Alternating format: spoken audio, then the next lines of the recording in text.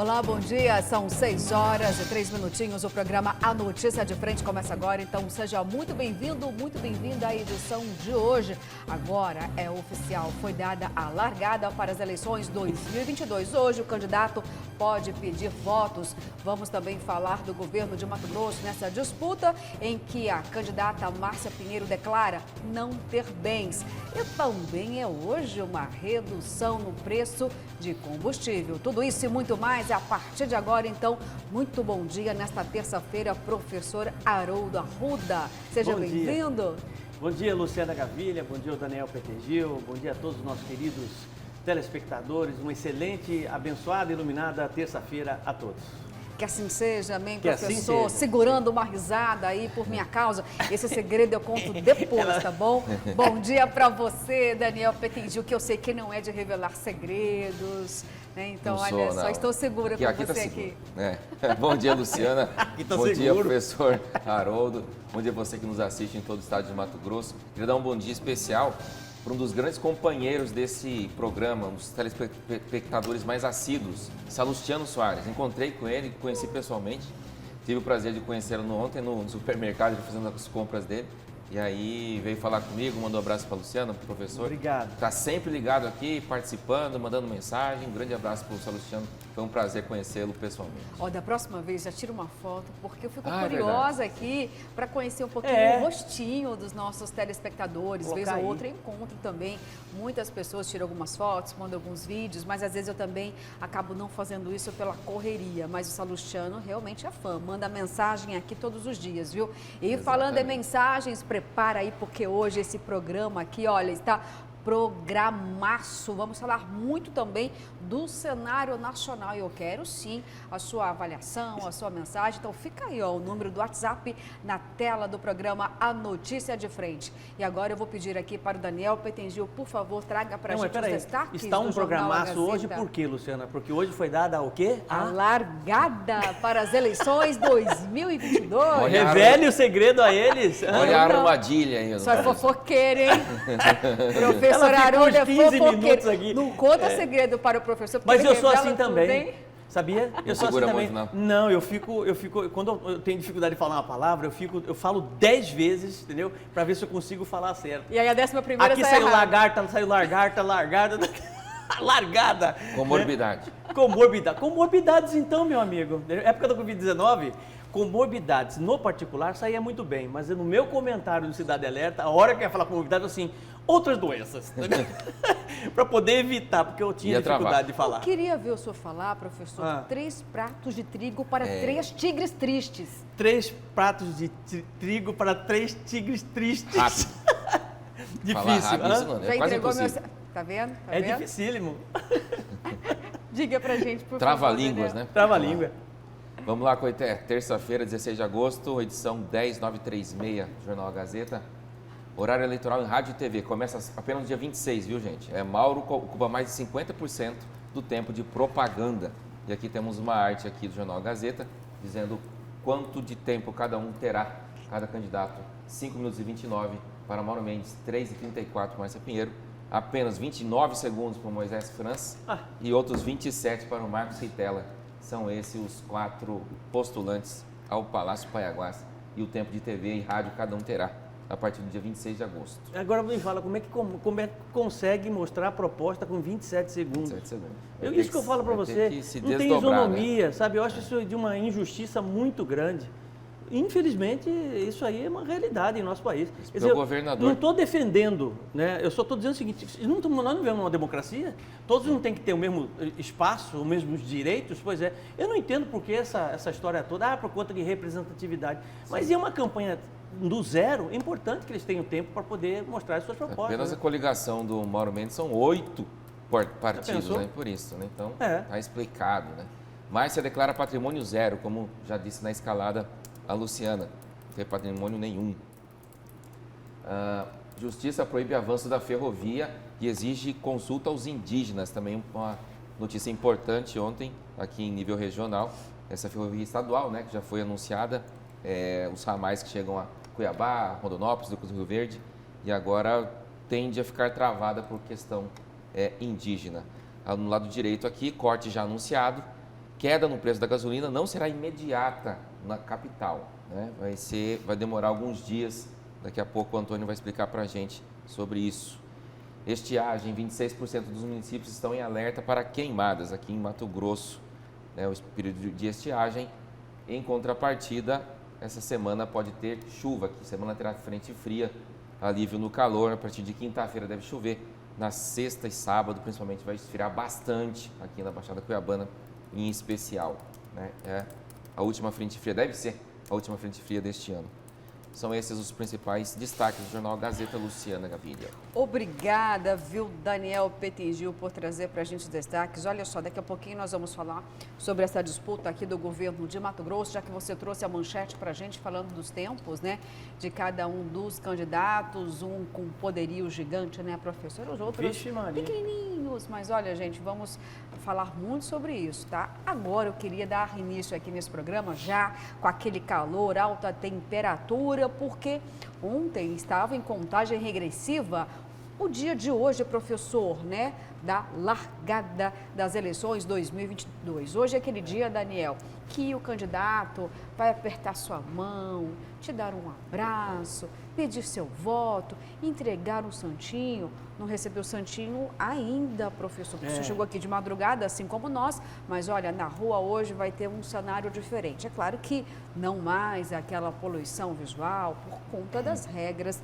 da Justiça Eleitoral, né? Hoje é um outro cenário, daqui a pouquinho a gente vai falar um pouquinho sobre essas regras. Mas o que eu queria mesmo começar falando, gente, sobre as pesquisas e planos de governo, porque ontem houve o registro dos planos de governo na Justiça Eleitoral e também inúmeras pesquisas.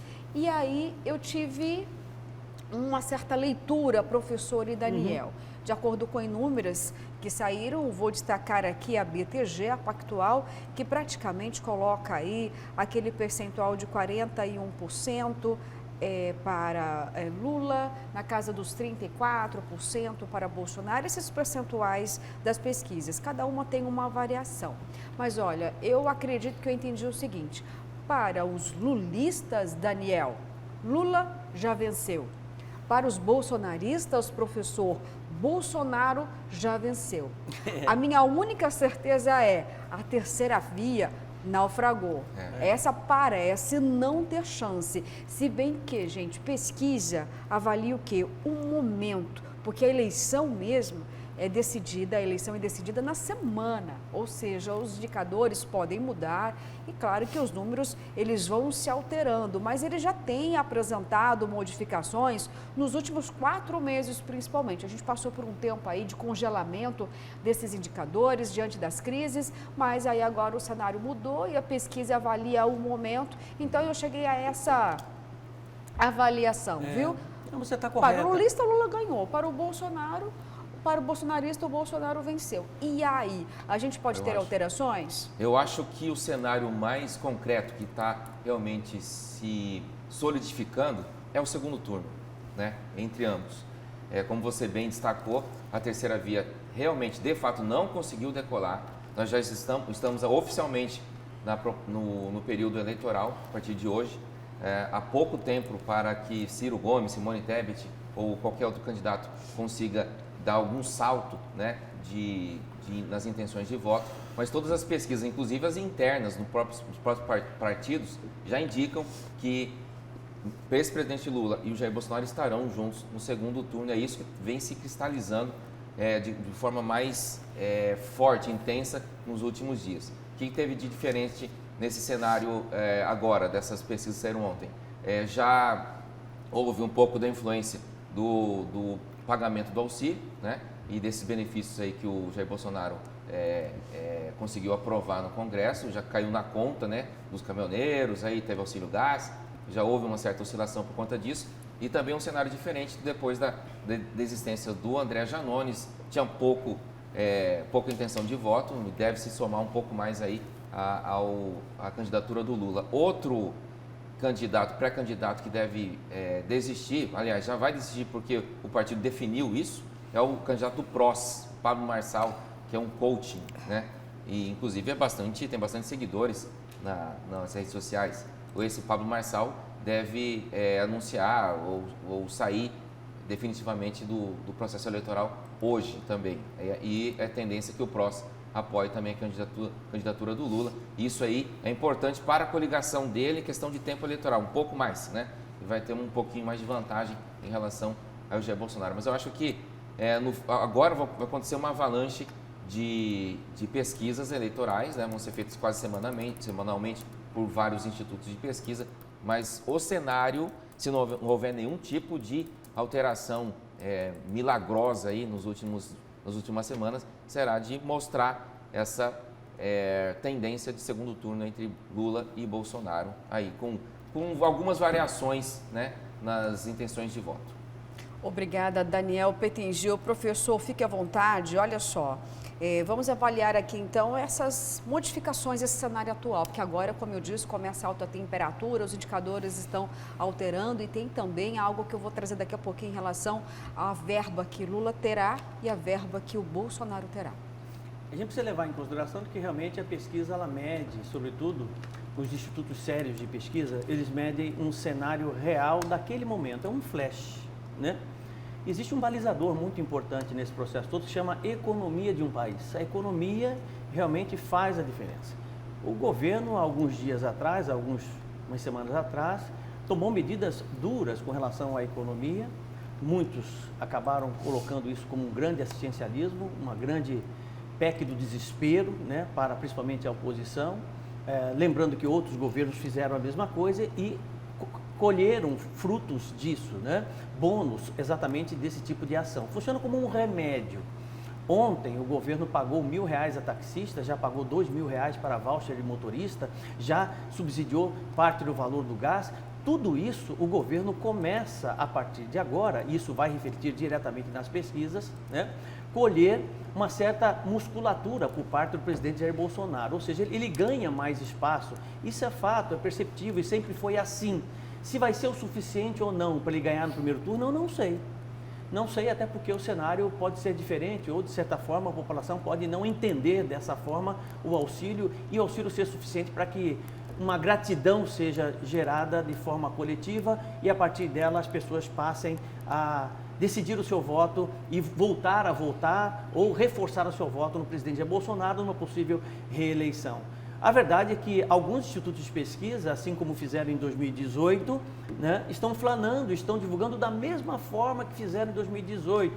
E muitos, infelizmente, claro, né, acabaram dando com os burros na água, errando fortemente os números lá em 2018. São cenários diferentes? São absolutamente diferentes. Mas nós tivemos, por exemplo, em julho agora, o Instituto Pesquisas Paraná, dando o Bolsonaro na frente. No Distrito Federal, dando Bolsonaro na frente em Minas Gerais, dando Bolsonaro na frente em São Paulo, né? E você tem também o Instituto IPEC e outros institutos de pesquisa dando Lula na frente. Quer dizer, então tudo ainda é muito difícil de se entender qual a real, né? Qual a realidade, né? E qual a fundamentação verdadeira desses institutos de pesquisa como um todo.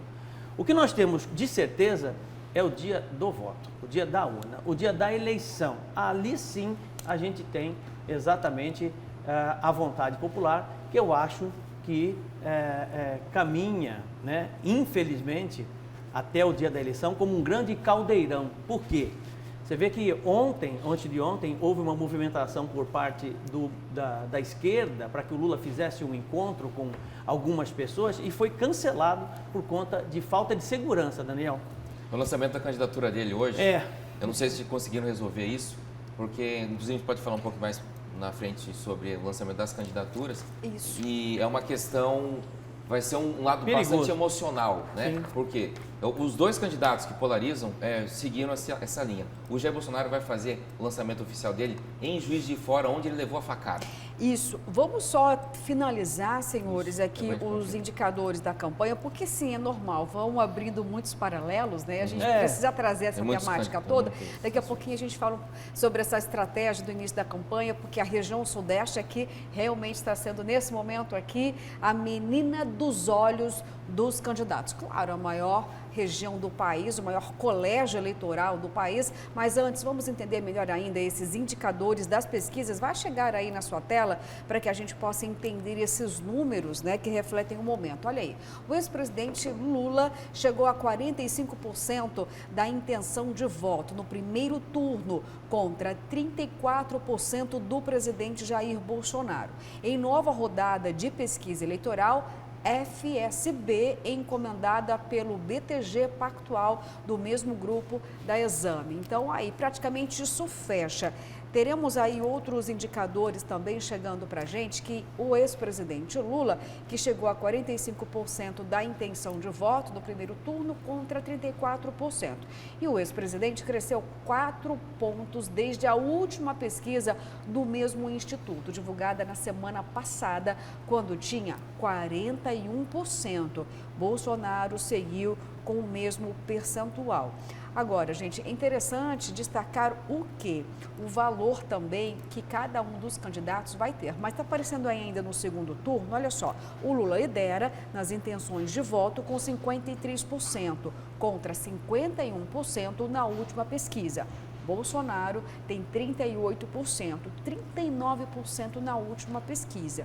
Só que as pesquisas anteriores às outras davam por muitos meses um resultado que não fazia Bolsonaro levar mais de 28%.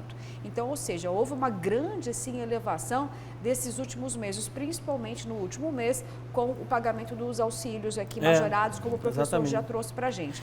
Agora, o que é importante, antes de falar da estratégia de começar pela região sudeste do Brasil, olha só, o Lula vai ter 500 milhões de reais. Limite por candidato, 133 milhões. Por que, Daniel, esse volume todo? Porque são 10 partidos aliados à federação. Sim. Bolsonaro vai ter 268 milhões, 133 milhões por cada candidato. A campanha de 2018, isso que eu queria chegar, gente. Na campanha de 2018, o presidente Bolsonaro investiu 2,5 milhões de reais. Agora ele vai ter 133 milhões de reais. Apenas 3 grandes partidos estão ao lado de Bolsonaro.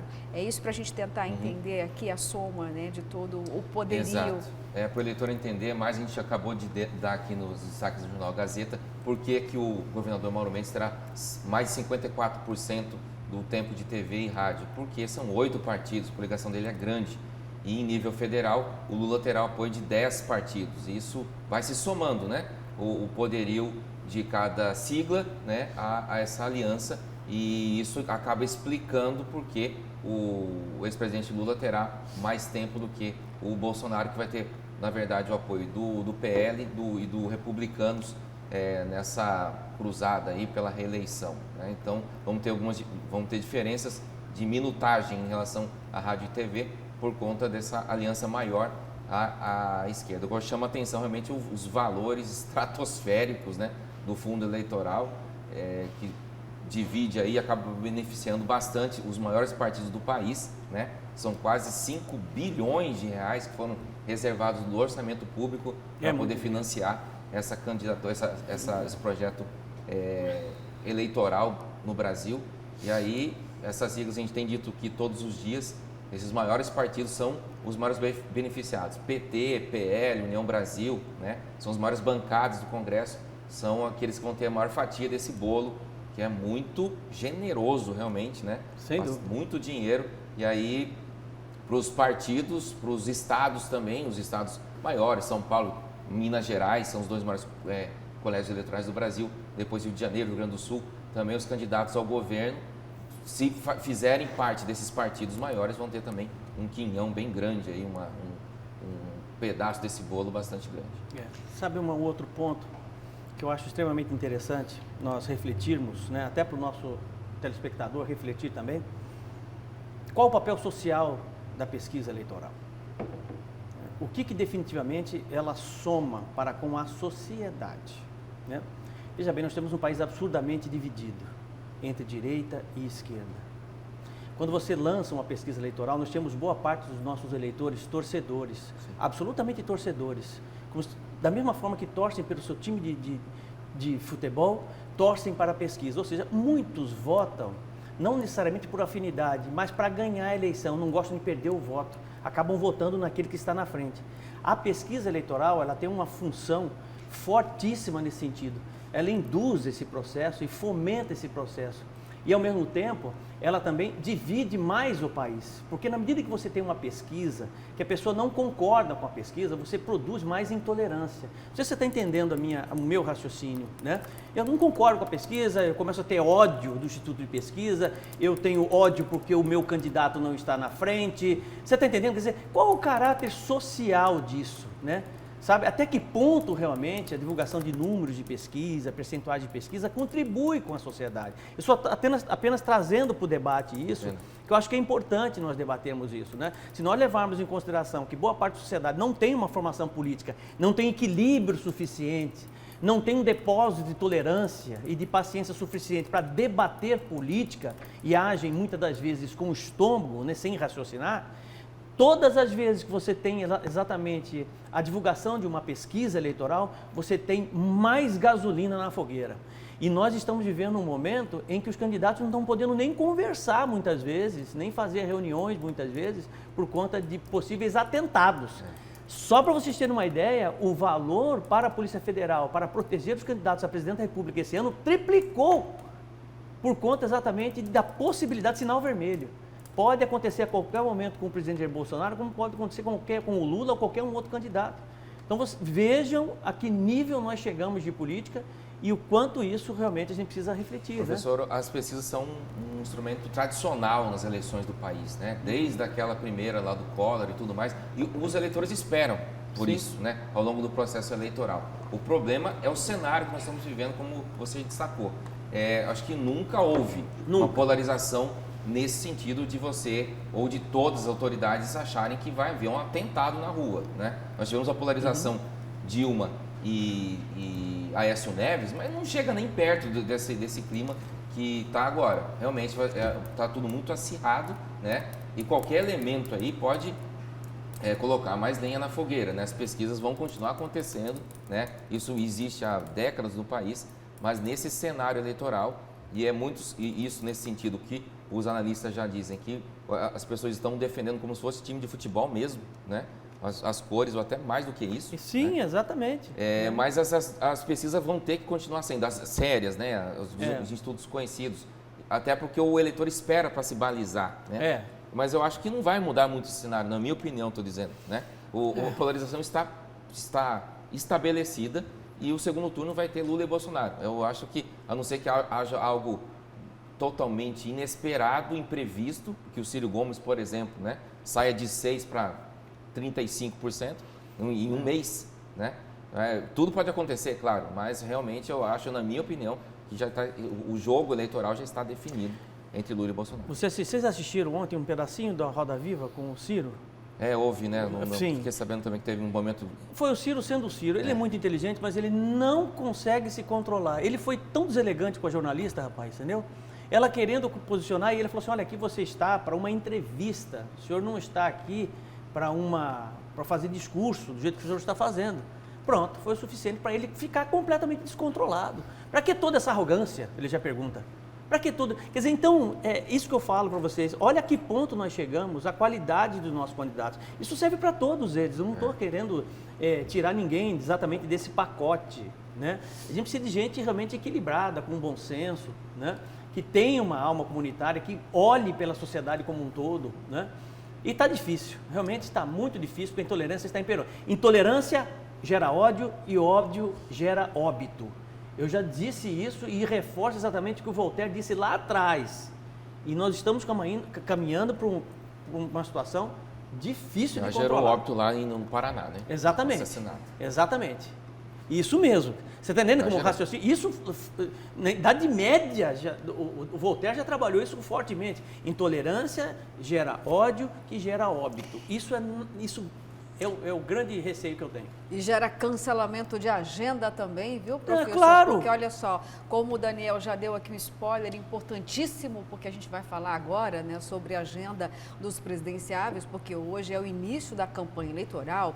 Vamos começar falando então de Lula, porque houve a marcação da agenda em uma montadora de veículos em São Paulo. Mas aí toda a equipe do ex-presidente considerou que seria muito perigoso e houve o cancelamento, ou seja, oficial do lançamento da campanha de Lula, que seria no município de Jurubatuba, às 7 horas da manhã de hoje. Então, com o cancelamento da agenda, o evento de estreia de Lula será uma visita na parte da tarde à fábrica da Volkswagen em São Bernardo do Campo, que está mantida. Então, gente, houve o cancelamento de uma agenda agora às 7 horas da manhã, que era para estar acontecendo, porque em São Paulo agora são 7h29, aqui em Cuiabá 6h29, então essa agenda foi cancelada. Mas à tarde tem realmente o lançamento oficial. Tem até o Twitter já do presidente se posicionando em relação à abertura aí desses trabalhos para pedir voto. Temos na tela já o tweet do ex-presidente. Olha só, aos 50 anos de vida pública, 8 dos quais presidindo o país, volto ao lugar onde tudo começou, a porta da fábrica.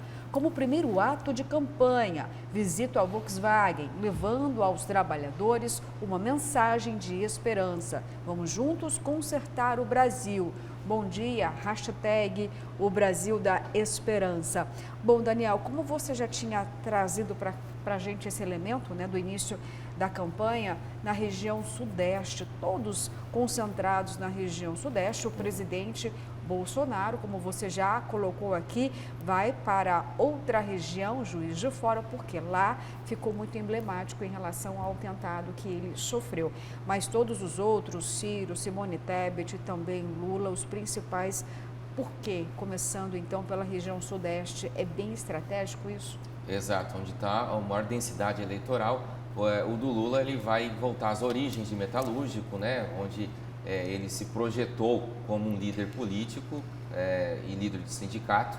Ele faria esse lançamento nessa outra indústria, nessa outra montadora de veículos, mas realmente houve uma dúvida em relação à segurança. A própria segurança do partido achou temeroso ele fazer ali e, como o professor já também destacou, a Polícia Federal tem feito um trabalho de inteligência, inclusive, para mapear possíveis ameaças, né? E vai ter muito trabalho mesmo, né? Porque as ameaças chegam o tempo todo, né? Eu imagino que até de outros candidatos, mas na polarização, principalmente em relação a Lula e Bolsonaro, qualquer exposição pública será muito mapeada, será muito investigada antes do candidato sair à rua. E esse primeiro local tinha aí, não tinha muita área de escape, não tinha muito mecanismo ali de segurança, então por isso mesmo acabou sendo cancelado e ele mudou para a fábrica da Volkswagen, que é mais amplo, um lugar onde fica mais fácil você mapear essa questão de segurança. O Jair Bolsonaro escolheu ir a Juiz de Fora, onde ele em 2018 recebeu aquela facada, usando também de uma certa forma da questão emocional, emotiva aí para cativar o eleitorado, e os demais pré-candidatos vão escolher as suas bases eleitorais ou a região sudeste, onde realmente é decisivo, e eu chamo a atenção para o estado de Minas Gerais, né, que é uma espécie de microcosmo ali eleitoral brasileiro, né? Nós temos uma densidade eleitoral muito grande, nós temos ricos e pobres, nós temos direita e esquerda convivendo de uma forma assim muito intensa. Então o estado de Minas Gerais vai acabar sendo um dos grandes fiéis da balança aí dessas eleições neste ano. Então, historicamente, né, Daniel? Historicamente, Minas Gerais... Dizem que quem vence Minas vence as Exato. eleições. E é muito certo isso, realmente. Vou fazer uma outra abordagem, porque eu acho que o Daniel já foi preciso aí com relação a essa questão da forma presencial que os presidentes da República estão começando a fazer essa varredura no país, começando pela região sudeste, onde tem maior densidade eleitoral. A Justiça Eleitoral, eu não sei qual acordo que a Justiça Eleitoral fez com as grandes empresas ligadas às redes de mídias sociais, né? Ontem, de certa forma, já foi autorizada a divulgação em redes sociais da propaganda eleitoral, né? Se você for e visitar o TikTok, você vai ver exatamente que já existem postagens, fake news, muito bem feitas, mas como é que chama aqueles vídeos que coloca a voz na... Deepfake. Deepfake, né? A voz na boca do candidato à presidência da República. Ontem eu vi um vídeo desse, eu fiquei impressionado. Eu sabia que era feio porque eu acompanho a política de perto, né? Mas olha, né? muito sofisticado, mas muito sofisticado. E outra, para você baixar aquilo e jogar nas redes sociais, é daqui para ali. E detalhe, os fake news que foram veiculados em 2018 estão todos de volta, viu? Já estão todos praticamente de volta nas redes sociais, sendo novamente revigorados, né, trabalhados para desconstruir tanto Lula de um lado, Bolsonaro do outro. E o que eu disse, nós teremos uma avalanche de fake news e a Justiça Eleitoral precisa imediatamente, não sei qual é o acordo que eles fizeram com essas empresas, com Facebook, Instagram, TikTok, WhatsApp, Telegram, para poder diminuir essa história toda, porque não adianta absolutamente nada você ter um trabalho brilhante por parte da Polícia Federal de coibir aí um possível atentado aos candidatos de forma presencial, se paralelamente a isso, no universo digital, você tem uma desconstrução absoluta da verdade, né? Ou seja, só fake news para todo lado. E realmente, situação difícil. E nós temos, Luciana, a desinformação, a fake news declarada e consentida. Ontem aconteceu isso por parte do deputado federal e pastor Marco Feliciano, né, que ele admitiu numa entrevista que espalhou nas igrejas que ele participa que, caso o Lula seja eleito, ele vai fechar as igrejas evangélicas no Brasil. E detalhe, muita gente acreditou. Não, já virou vídeo no TikTok. Isso que eu estou dizendo para vocês, já virou vídeo no TikTok.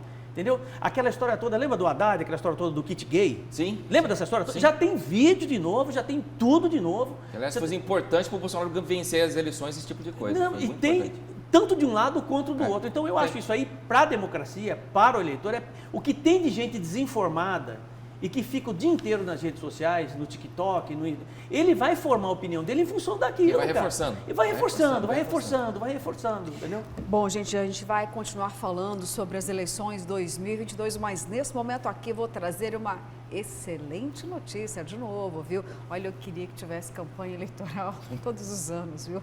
Para a gente ter notícias como esta agora. Quem vai contar para a gente o que está acontecendo de novo é o repórter Antônio Carlos Silva, ao vivo. Antônio, acho que já estou sentindo aqui um cheirinho de combustível, é isso mesmo? E também meu faro diz que você vai trazer para a gente uma boa notícia.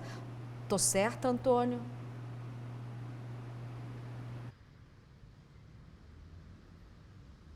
Isso mesmo, Luciana, você está certa. Bom dia, Haroldo, Daniel e a você que acompanha a notícia de frente. Qual que é a notícia de hoje? Nas distribuidoras, o preço médio de venda da gasolina terá de cair 4,85% ou 18 centavos por litro nas distribuidoras, dos atuais R$ 3,71 para R$ 3,53. Aqui nos postos de combustíveis, os números são um pouco diferentes. A redução estimada para o preço da gasolina nas bombas deve ser de 4,81%, queda de 13 centavos por litro, caindo de R$ 2,70 para R$ 2,57. Isso, o preço puro da gasolina, sem a incidência aí de impostos, de tributos e sem também o lucro do sistema. Vou pedir para o Marcos Xavier mostrar no detalhe. Olha ali na placa, por exemplo, a gasolina comum, litro, R$ 5,49 e a aditivada, R$ 5,59. O Sindipetróleo, que é o sindicato dos postos de combustíveis, diz o seguinte, que a redução no preço da gasolina depende de vários fatores, inclusive daquela mistura que a gente sempre lembra, né? 73% de gasolina A, com 27% de etanol anidro. Luciana, é com você.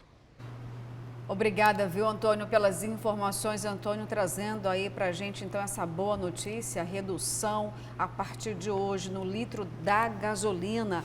E a gente precisa de mais reduções, porque as altas foram consecutivas e castigaram o bolso de todos aqueles que precisam abastecer, né? Trabalha, hoje nós não temos uma mobilidade urbana aqui eficiente ao ponto de você deixar o seu veículo em casa e utilizar, por exemplo, do transporte público. Em muitos países isso acontece, independente, professor, da condição socioeconômica do cidadão. Mas aqui a gente fica refém realmente do veículo lá na garagem. Quando vai abastecer, dói muito no bolso. Só não, porque tem aí elétrico, já está bem à frente, né? Mas a maioria da população, professor, tem que abastecer o etanol, a gasolina, toda a nossa frota aqui pesada, que distribui os nossos alimentos, diesel, os produtos, chegam através do diesel.